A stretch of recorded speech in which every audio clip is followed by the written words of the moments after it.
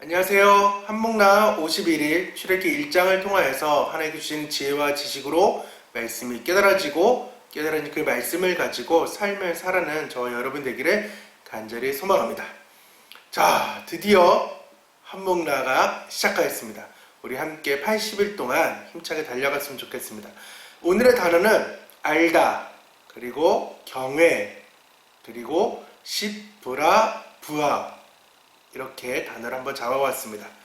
오늘은 상반된 두 부류의 이제 사람들이 등장합니다. 이제 사람일 수도 있고 집단일 수도 있고 한 그 어쨌든 두 개의 부류가 이제 나오는데, 즉 어떤 거냐면 하나님을 아는 부류가 있고 하나님을 모르는 부류가 있다는 것입니다. 하나님을 아는 그 사람들은 오늘 1장 후반부에 나오는 십브라와 그리고 부하라는 히브리 산파들입니다. 그리고 반대로 하나님을 알지 못하는 사람은, 즉 요셉을 알지 못하는 세 왕과 히브리 백성, 이스라엘 그 백성들이 즉 하나님을 모르는 사람의 지금 대표라는 것입니다. 개인의 두 명과 그리고 왕과 그리고 백성들이라는 것이죠. 특별히 애굽의 백성이 아닌 히브리 백성, 이스라엘 백성, 즉 하나님을 알아야 되는 그 백성들이 이제 하나님을 모르고 살아가는 그 삶에 대한 상황이라는 것입니다. 우리가 출애굽기를 어떻게 읽을 것인가에 대한 그 말씀을 함께 상황을 살펴보면서, 출애굽기는 어디와 연결되어 있다고요? 신약도 연결되어 있지만 앞장인 창세기와 연결되어 있다. 그래서 지금 출애굽기도 야곱, 이스라엘 부리라는 그 야곱이 그 70명의 아들과 함께 야곱의 허리, 생육, 번성, 땅에 가득하고 매우 강하여졌다라는 그 상황들을 오면서 이것이 언약이 계속 이루어가고 있고, 또한 계속해서 아담부터 이루어왔던 하나님의 그 약속들이 계속 진행되고 있구나라는 걸 볼 수 있습니다. 비록 요셉의 세대들이 이제 죽고 점점 하나님이 잊혀가지만은 하나님께서는 야곱에게 말씀하신 언약을 지키시고, 더 나아가 아브라함에게 말씀하신 그 언약, 또 이삭이 이어지는 그대의 언약을 지키시면서 나아가는 분이라는 것입니다. 또한 아까 인류의 조상인 아담으로부터 진행되는 생육과 번성하라는 그 말씀들을 하나님께서는 내 언약이기 때문에 계속해서, 비록 백성들은 잊어버리는 삶을 살았지만은 하나님은 오히려 그들을 기억하며 계속해서 나아가는 것을 볼 수 있습니다. 하지만은 그 기억되는 그 하나님 입장에서는 우리도 기억되길 원하시기 때문에 풍요 속에 이제 고난이 찾아오는 것입니다.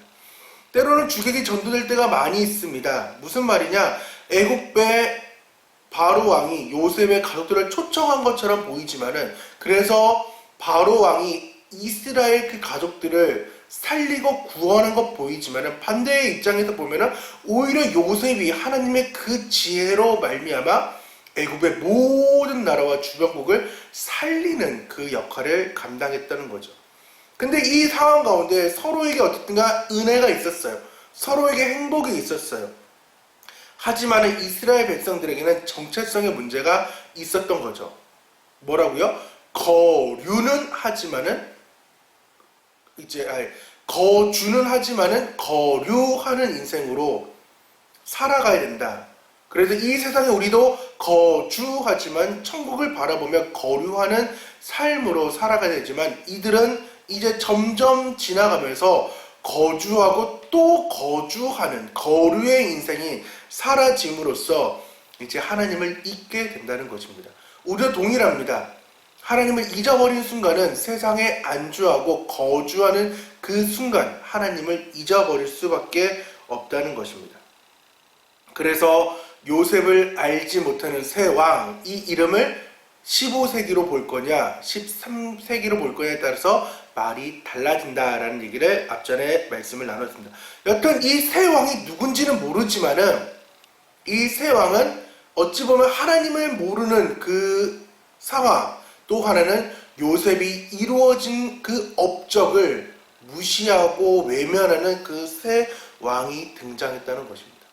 누군가가 새로운 것이 등장한다고 하면은 이제 긴장할 수밖에 없습니다. 어떻게 될지가 모르기 때문입니다. 더군다나 그 새 왕은 요셉을 알지 못하는 새 왕이라는 것입니다. 우리는 감사했지만 하나님을 그 모르는 세대, 하나님을 인정하지 않는 세대들이 이제 등장할 때에 특별히 그 왕이 등장함으로 말미암아 이제 자신이 왕이며 신이며 나아갔던 그 왕 바로가 재미있는 일이 일어납니다. 자신이 신이고 신의 아들이라고 칭하는 그 바로 왕이 오히려 이상한 행동을 한다는 것입니다. 무엇이냐? 걱정하기 시작했다는 것입니다. 신인데 걱정하기 시작해요. 어떤 것을? 자신의 나라를 이제 걱정하는데 이스라엘 백성과 자신의 백성들을 바라볼 때에 오히려 이스라엘 백성의 수가, 특별히 남자의 수가 많음을 보고 이제 걱정하는 것이죠. 아, 그들이 우리보다 많고 강하다. 그래서 전쟁하고 주변국가 연합하면 우리의 민족들이 다 죽을 수밖에 없다라는 그 십자가의 상황, 땅 뺏기고 모든 것을 다 뺏길 것을 걱정하는 바로 왕이라는 것입니다. 신인데, 신의 아들이라고 얘기하는 그 바로 왕이 오히려 하나님을 모르는 그 순간, 요셉을 알지 못하는 그 순간에 이제 하나님의 그 생각, 하나님의 관점 아닌 세상의 관점으로 모든 것을 살아가다 보니까 염려하지 않아야 될 부분까지 염려하고 있다는 것입니다. 이스라엘 백성은 전혀 그럴 생각이 없었어요. 왜? 너무나도 좋은 삶이었기 때문에.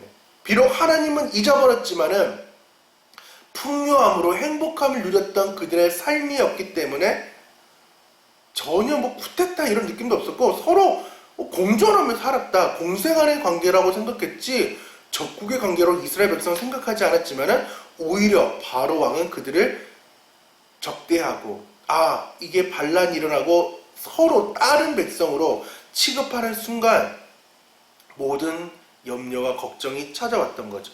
그래서 이 걱정에 대한 바로 왕의 대안은 이것이었습니다.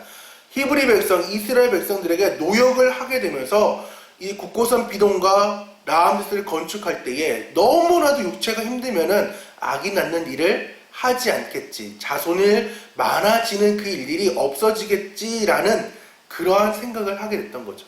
그래서 그 국고선 비동과 라암셋 짓는 때 신기한 것은 결과는 더 번성하기 시작했다는 거죠. 자신의 뜻과 생각이 안 되니까 이제 또 어떤 일을 고민하느냐?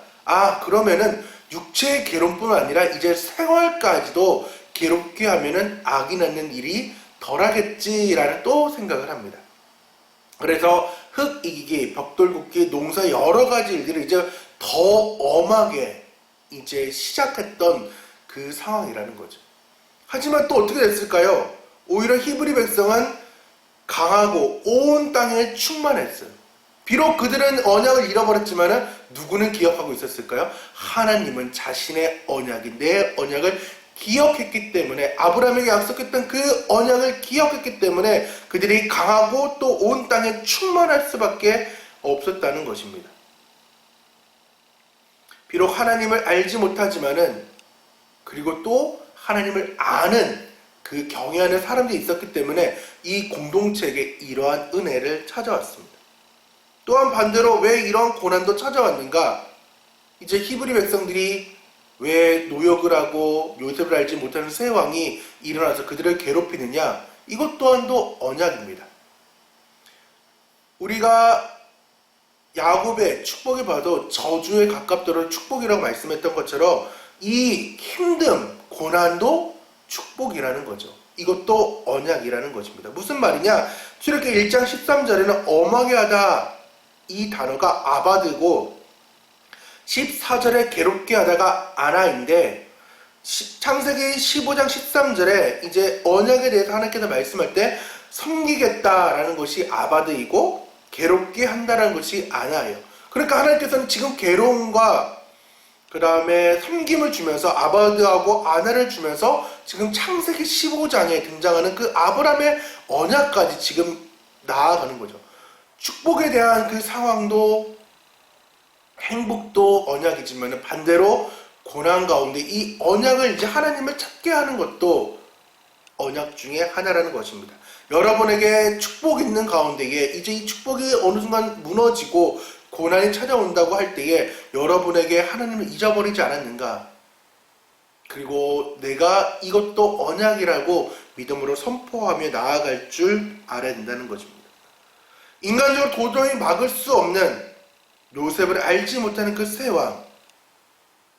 그래서 이 두 가지 먼저 실행했던 그 두 가지 정책이 안 되니까 육체로도 힘들게 해보고 생활로도 힘들게 해도 더 그 인원이 강하고 더욱더 번성해지니까 이제 남자아기를 죽이라 라는 1차 명령을 하게 되는 거죠. 누구에게? 히브리 산파들에게. 이 히브리 산파라고 했을 때 애굽 사람이 히브리를 관리하는 히브리 산파일 수도 있고 히브리인들이 히브리인을 관리하는 히브리 산파일 수도 있는데 정황상 애굽 사람이 아니라 히브리, 즉 이스라엘 민족이 자신의 민족을 이제 도와주는 그러한 산파라는 거죠. 이 산파의 이름이 누구라고요? 시브라와 부하라는 두 명의 여자였던 거죠. 이 1차 명령에 떨어질 때 자신의 삶의 위협을 그들은 느꼈을 것입니다. 그녀들은 느꼈을 것입니다. 아, 내 밥줄이 이것을 어기면은 없어지겠구나. 내 직업이 위협받겠구나. 그동안 생계라도 조금씩 풀칠했던, 입에 풀칠했던 그 상황마저 없어지겠구나. 여러 가지 고민들을 했을 거예요. 출애굽기가 누구를 섬길 거냐에 대한 나눔을 했죠. 바로 왕을 섬기느냐, 하나님을 섬기느냐. 이때 두 여자 시브라 부라는 하나님을 두려워하는 자였고 하나님을 경외하는 자였고 하나님을 야래하는 자였다는 것을 17절 21절에 우리는 볼 수 있습니다. 이들은 세상의 법과 즉 바로를 섬기는 그 세상의 법과 하나님의 법 가운데 자신의 안위를 살피는 것보다 하나님의 법을 먼저 세우고 나아갔고 하나님을 경외하고 야래하고 두려워하고 바로의 명령을 어기고 남자 아기를 살려주는 그 위대한 일을 했던 사람이 바로 히브리 산파 두 명의 여자였던 거죠. 정말 어려울 것이었습니다. 진짜 목숨을 내놓고 그들을 지켜야 되는 상황이었어요. 하나님을 경외하고 더 나아가 이거는 훗날 일이지만 신약과의 연결성을 볼 때 예수 그리스도를 이제 준비하는 그 상황 가운데 남자가 다 끊어지면은 그 예수 그리스도를 이 땅 가운데 올 수 없는 그 상황이니까 하나님의 그 관점에 그 삶들이 이 여자들은 순종하고 나아갔더니 더 큰 일들이 우리 가운데 볼 수 있었던 거죠. 작은 삶의 일을 순종할 때 하나님께서는 그 삶의 작은 일을 가지고 큰 일까지 하나님께서는 하신다는 것입니다. 이 바로왕이 비록 화가 났지만은 그래서 시브라와 부라를 불러가지고 왜 이렇게 했냐라고 했을 때 하나님께 주신 그 지혜로 히브리 여자들은 우리가 가기 전에 벌써 아기를 낳고 품에 안는데 어떻게 우리가 이들을 죽이겠냐라고 얘기합니다. 그럼 바로왕이잖아요. 그러면은 일을 제대로 못 차리면 죽여 이렇게 할 수 있는데 그들이 하나님을 경외하니까 하나님께서는 그들에게 축복해 주시는 삶을 볼 수 있는 거죠. 그리고 2차 살인 명령을 군인들에게 명령해서 니네들이 각 집에 울음소리가 나면 모든 남자들이 이제 나일강에 던져버리라는 어마무시한 일을 명령하며 일장을 마치게 되는데 왜 히브리 산파들을 죽이지 못했느냐? 아까 말씀했죠. 21절에 하나님께서 복을 주었기 때문입니다. 하나님을 경외하니까 복을 주었어요. 또 하나님께서 그들에게 은혜를 주셨습니다. 그녀들에게. 재밌는 것은 그 은혜를 받으면 누구만 받으면 돼요? 두 명의 여자만 받으면 돼요. 왜? 하나님을 경외한 사람은 이 두 명의 여자니까. 근데 재밌는 것은 이 두 명을 통하여서 그 백성들, 즉 히브리 백성들이 번성하고 매우 강하여졌다는 것입니다. 하나님을 아는, 하나님을 경외하는 두 사람 때문에 그 장정만 60만이라는 그 사람들이 번성하고 매우 강하여질 수 있었다는 것입니다. 우리도 하나님을 경외하고 두려워해서 세상에 당당하게 하나님의 법을 선포하며 나아갈 때 여러분의 주변에 있는 모든 사람들이 뭐 한다고요? 은혜를 받을 수가 있다는 거예요. 그러니까 하나님께서는 이 땅 가운데 여러분을 은혜의 통로로 하나님을 세우기를 원합니다. 그래서 여러분이 십부라와 부하라는 그 믿음의 사람, 하나님을 경외하는 자가 되기를 간절히 소망합니다. 히브리 3파 십부라 부하의 이름의 뜻이 있습니다. 아름다움과 또한 화려함입니다. 우리는 그래서 세상의 아름다움과 세상의 화려함을 쫓고 있지만은, 오히려 바로와 애굽을 쫓고 있지만은, 우리는 신앙의 아름다움과 신앙의 화려함이 우리 가운데 있어야 된다는 것입니다. 그녀는 이름의 뜻대로 하나님 앞에 신앙의 아름다움을 보여드린 십부라, 그리고 신앙의 화려함이 있는 부하였던 것이죠.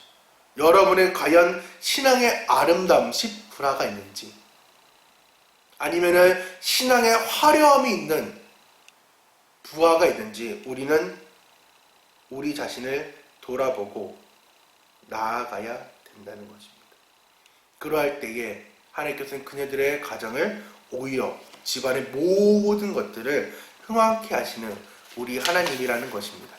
그분은 약속을 지키며 또한 자신을 의지하는 자에게 은혜와 흥황을 주시는 분이라는 것입니다.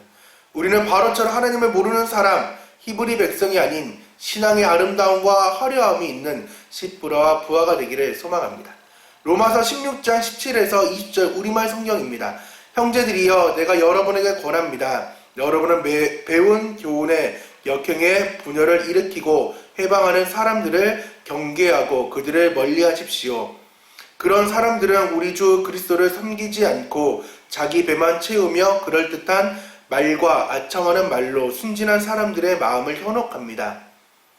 여러분의 순종이 모든 사람에게 알려지고 있어 나는 여러분으로 인해 기뻐합니다. 나는 여러분이 선한 일에 지혜롭고 악한 일에는 순진하기를 바랍니다. 평강의 하나님께서 속히 사탄을 여러분의 발 아래서 짓밟히게 하실 것입니다. 우리 주 예수의 은혜가 여러분과 함께 하기를 빕니다. 아멘. 그래서 전사님은 적용을 어떻게 했느냐? 나는 하나님을 아는가?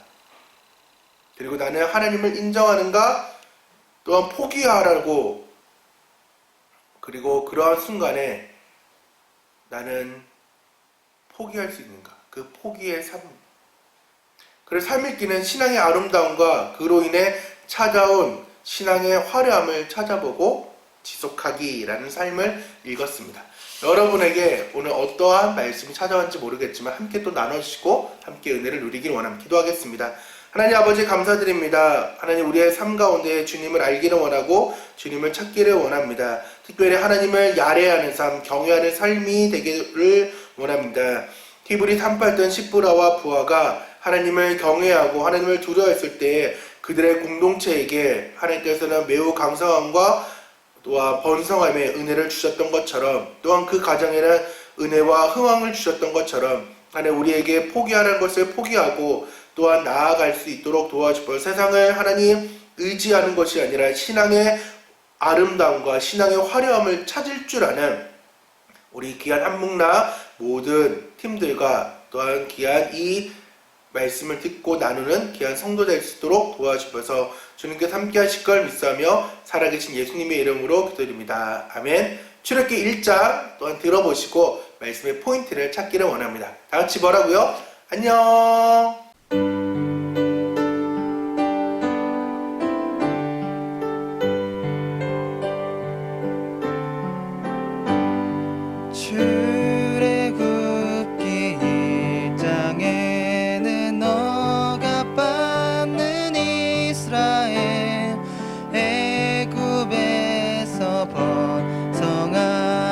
바로 겁이 났구나. 히브리 산파야 남자아이 죽이라.